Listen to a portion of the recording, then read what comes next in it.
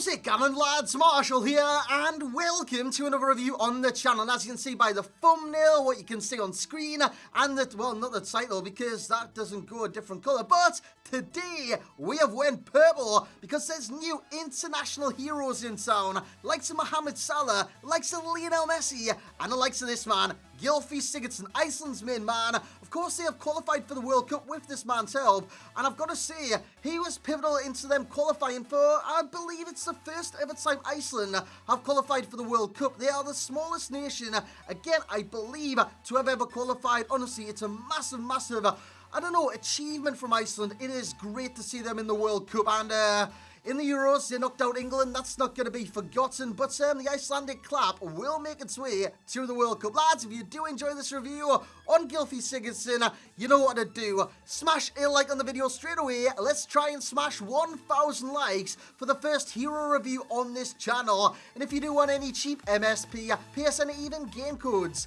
head on over to g2a.com. Use that code M89. Every single link that you will need is right there in the description below. So, going through the team quickly. In this, we have Joe Hart.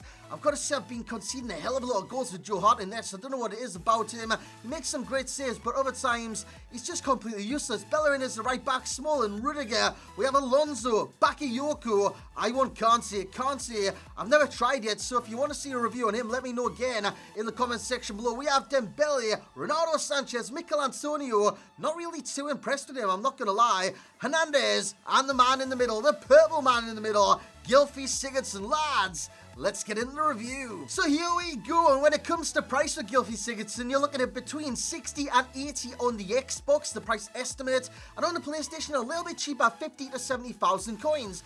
Why is he so cheap right now? Simply because of the pace. 68 pace on his base card stats. It's not great, and 73 physical as well. Again, not great. And when you look at players on this game, pace means a hell of a lot to a lot of people. That is why he's not as hyped as he possibly would be towards the back end of last year when he got that Team of the Season card. He was immense. He really was. So I wanted to see if he was kind of the same as that card on this year's edition. He scored 10 in 7, including some absolute bangers. His long shots, my oh my, unbelievable. 3-star skills, a slight downside. 3-star weak foot again, a slight downside. And then you got the downsides in terms of pace. 66 acceleration, shockingly shite. 68 sprint speed again, shockingly shite. Defending, not so great, so you want to play this guy at calm. Balance 64, agility 75, both on the downside. Then the strength 69, kappa, and all that kind of bollocks. Aggression 50, oh my god, 59, that's shocking, man, that's shocking. Stamina's great at 89, long shots of 88, that is fan-bloody-tastic, with the shot power as well, 86, and the finishing of 85. This guy knows where the back of the net is. Every single time he takes aim, he knows where the back of the net is. Now, one of the kind of flaws of this card is the position on the card. You might look at that, I think he's got 83 positioning and high to medium work rates, which mean he would be perfect for a camp spot on this game. Unfortunately, his positioning is flawed, and I'm not too sure why. Honestly, I think it could be the pace, but again, I'm not too certain why his positioning was bad, because as you can, I want you to stay forward. I want you to be like one of the focal points of the attack when you've got shots like that. It doesn't really matter though. But what he was doing, he was dropping deeper into the midfield. Every single time I had a counter-attack, he couldn't keep up with the counter-attack. So all in all, his positioning, just not great. When you're at a kind of standstill, when you're going forward and you're in the opponent's final third, it's great. It really is. I mean, there's no kind of qualms in that kind of sense at all. But when you're on the counter-attack and you're looking for Sigurdsson, normally he drops deeper into the midfield. Now, you've already seen one long shot. You've already seen one great pass. The pass is what we're going to talk about, because his passing is phenomenal. You've seen the cracking assist there just before to Luis Hernandez. I've got to say, his passing, he knows the destination of every single pass, and he will find the destination because he's like a bloody sat-nav. He really, really is. Once you kind of see a ball, press Y, press A, press bloody square or X or whatever console you're on, press the cross button, press the pass button, press the through ball button, or the LBY, stick it over the top. It will find its destination, and you will create a number of chances with Sigurdsson. That was another cracking strike there in the background. That's what I want to talk about next, the 88 long shots. But it's not just the long shot stat that makes his long shots unbelievable, it's the shot power of 86 as well, because you can't forget on this game, shot power means a hell of a lot. And if you're thinking, is he good on his weak foot, is he good on his left foot?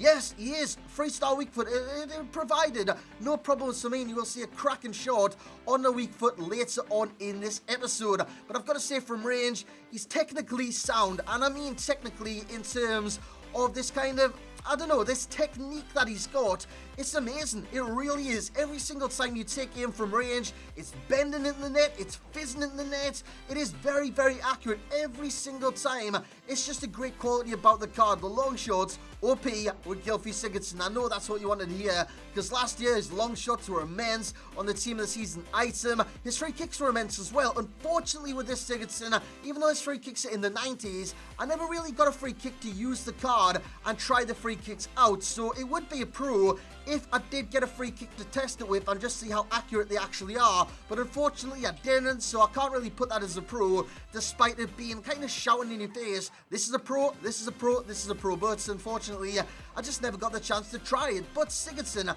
in game is quality from range.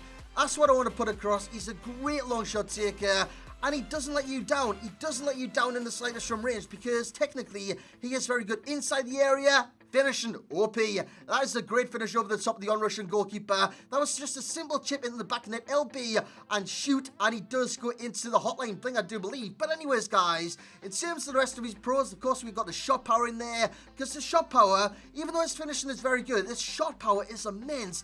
Every single time he takes aim, unless you kind of go for a delicate finish like a chip, it is going on target, and it will rattle the back of the net nearly every single time. And I want to talk about his first touch as well. You've just seen it there, instantly and under control, under his spell, instantaneously, or instantly, whatever you want to say. It is great about the card, because every single time you fizz the ball in his feet, it's controlled. Every single time you put it over the top of the defense, it's controlled. You get the idea, lads. His first touch is very, very good, and the stamina, it just never runs out of stamina. It's great about the card, it really is. Never runs out of stamina. It's in the high 80s, I do believe, so you don't have to worry in that sense as he goes on through. He should have scored that. He should have scored that. I'm not going to lie. Should have scored that, but the ball will come back to him. Look at this finesse. Takes it out of his feet with the great first touch that I did say he had, and he bends it like Beckham into the, well, not even like Beckham, like Sigurdsson in real life. Sigurdsson's a great long shot taker, a great long shot specialist. On this game, he can finesse them, power them, chip them.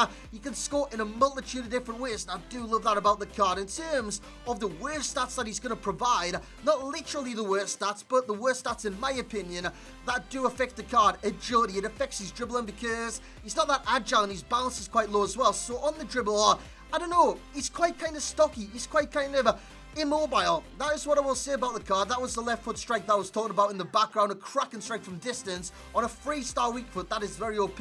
But in terms of dribbling, the agility does affect it, and it's just not great, lads. It's just not great, because he can barely turn, he can barely kind of stay on balance, so his dribbling is quite, I don't know, all over the place. His stride is quite long, so he's not got the strength. He's just not got the strength, so he will get pushed off the ball if a player kind of gets in front of him in the ball. He's got no kind of willpower to push them off. He's not very strong in the slightest, and it does affect his dribble in terms of what you can do on the game. But if you've got the ball in the area and you can do stuff like this, what a piece of skill, and he puts it in the bottom corner. That is great, but you've got to know how to do those skills, and it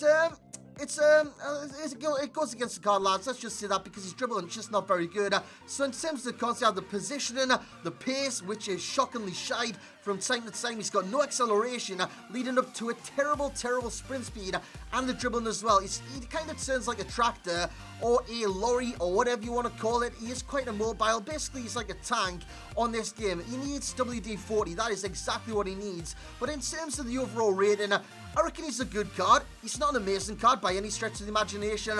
Right now, he is quite decent, but for the price, I'm not too certain right now, even though it is quite cheap for a hero card, a first kind of inform variation of the card. So you will get a decent value for coins, and you will get a decent rating. Decent rating is 7.6 from myself. Like I said, I'm being a bit harsher this year, and I do believe 7.6 is about right for this card. I mean, he's not amazing.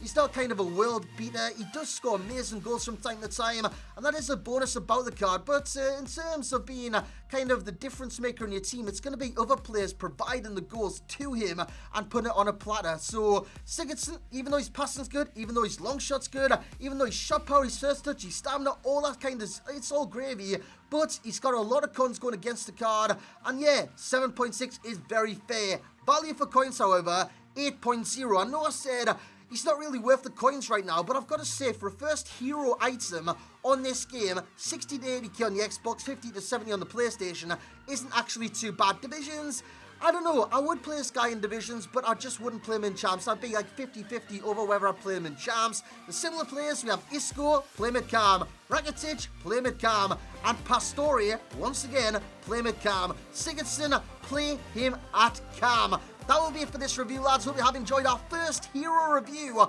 of this year, and for that reason, and if you do enjoy, smash a like on the video, lads. Subscribe if you are new to the channel, and as always, I will catch you all next time.